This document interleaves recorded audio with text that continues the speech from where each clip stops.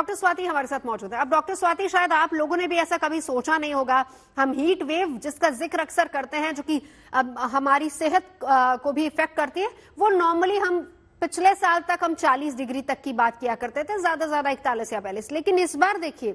सबसे गर्म दिन कल की अगर हम बात करें 47 तक पारा पहुंच चुका है और हमारे दोनों एक्सपर्ट ये कह रहे हैं कि आने वाले दिन में अभी फिलहाल इसी तरीके की गर्मी रह सकती है। क्या करें?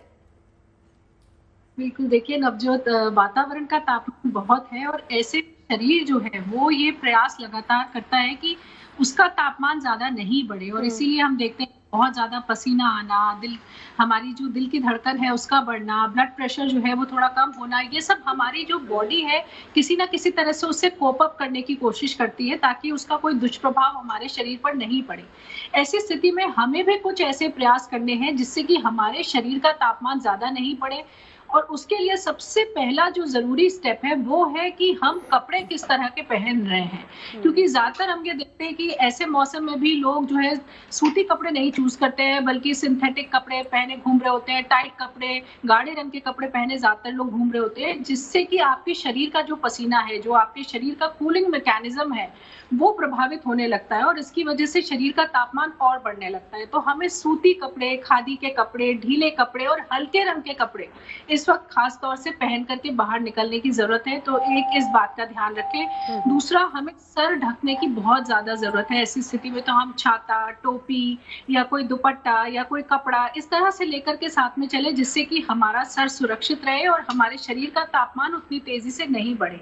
वहीं क्योंकि पसीना बहुत आ रहा है और पसीने में पानी के साथ साथ जो हमारे शरीर के इलेक्ट्रोलाइट्स होते हैं जैसे सोडियम, पोटेशियम, कैल्शियम, मैग्नीशियम, ये सब भी पसीने के द्वारा बाहर निकलते हैं और इनकी कमी की वजह से हम देखते हैं कि मांसपेशियों में ऐंठन होना, उल्टी जैसा महसूस होना या चक्कर जैसा लगना या सरदर्द होना, ये समस्याएं सामने लोगों के आती हैं। इसलिए हम ये कोशिश करें कि एक तो हम जल्दी जल्दी तरल पदार्थ लेते रहे, साथ ही हम कोई ऐसे तरल पदार्थ ले जिसमें कि ये इलेक्ट्रोलाइट्स हो। जैसे कि स्वाभाविक तौर से अगर हम बात करें तो तरबूज का रस जो होता है उसमें बहुत इलेक्ट्रोलाइट है, नारियल पानी है, आम का पन्ना है, इसमें अच्छी मात्रा में इलेक्ट्रोलाइट्स हैं, नींबू पानी, जलजीरा, ओआरएस के सॉल्यूशंस आपको आसानी से मिल जाएंगे। इन चीजों को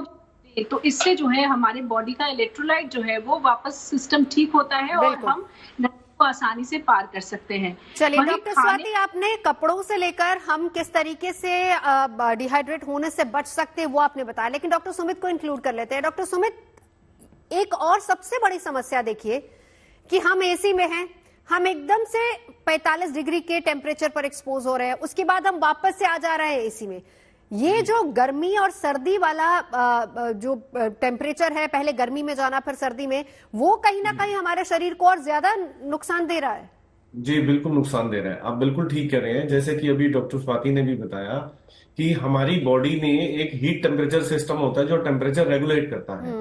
तो जब हम अगर मान लीजिए बाहर हाई हीट पे जा रहे हैं, बाहर हीट ज्यादा है, तो हमारी बॉडी ऐसे मैकेनिज्म स्टार्ट कर देती है कि वो हीट बॉडी से बाहर निकले। जैसे कि मान लीजिए हमारे जो स्किन में वेसल्स होती हैं वो थोड़ी डायलेट हो जाती है, तो उनके थ्रू जो हीट है वो बॉडी से बाहर निकलती है, थोड़ी स्वेटिंग बढ़ा देती है कि जिससे कि हमारी स्किन थोड़ी गीली रहे ताकि कि हमारी जो हीट है बाहर निकलती रहे।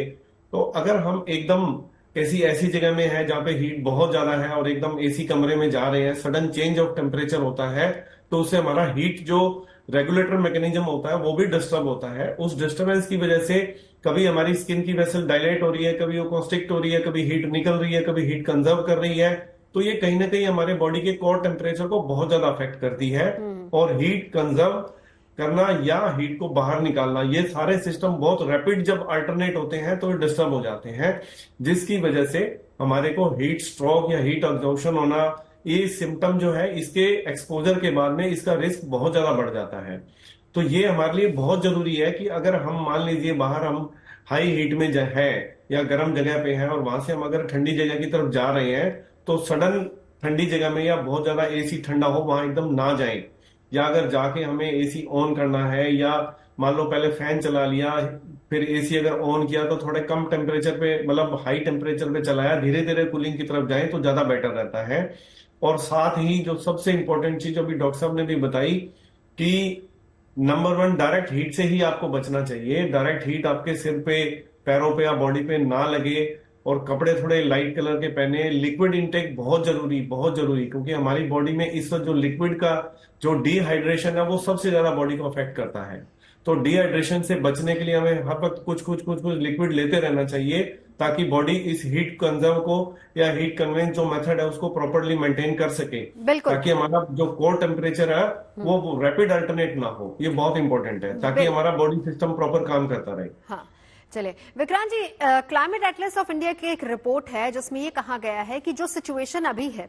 अगर वो सिचुएशन सुधरी नहीं तो हाल ये हो जाएगा कि हर साल तापमान 1 से 2.5 डिग्री ज्यादा बढ़ता चला जाएगा। बिल्कुल,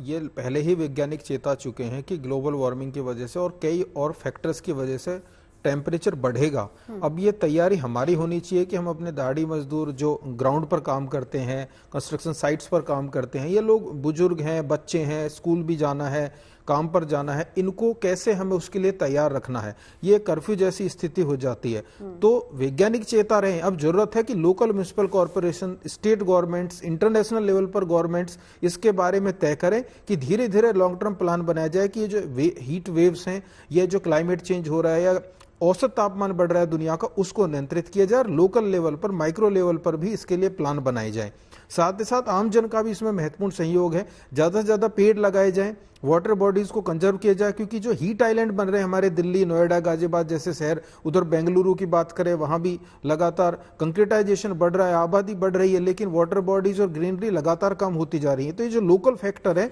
ये कई बार 5%, 2% तक टेम्परेचर को बढ़ाते या घटाते हैं। इन पर भी हमें काम करना होगा। यानी इस लोकल फैक्टर में तो फिर जितने भी अभी हाल फिलहाल के शहरीकरण हम बात कर ले, छोटी छोटी टाउनशिप्स जो बनाई गई हैं जहां पर हाई राइज बिल्डिंग्स है, वो भी सबसे ज्यादा रिस्पॉन्सिबल है। बिल्कुल है। जिस तरह का खाका हम तैयार कर रहे हैं, स्मार्ट सिटीज की बात हो रही है, तो स्मार्ट सिटीज के साथ साथ हमें क्लाइमेट रिजिलेंट सिटीज भी बनानी होगी, क्योंकि जिस तरह से क्लाइमेट चेंज हो रहा है उससे जो उसके ऊपर प्रभाव होंगे आम जनजीवन पर, उनको कैसे कम से कम किया जा सकता है, उसके लिए हमें प्रयास करने होंगे। और हमें अपना ब्लू इंफ्रास्ट्रक्चर, जो पानी का इंफ्रास्ट्रक्चर था, जैसे कैनाल, तमाम नाले, जोहड़, तालाब और ये जो लेक्स हैं, इन सबको बचाना होगा, ग्रीनरी को मेंटेन करना होगा, वेटलैंड्स को बचाना होगा।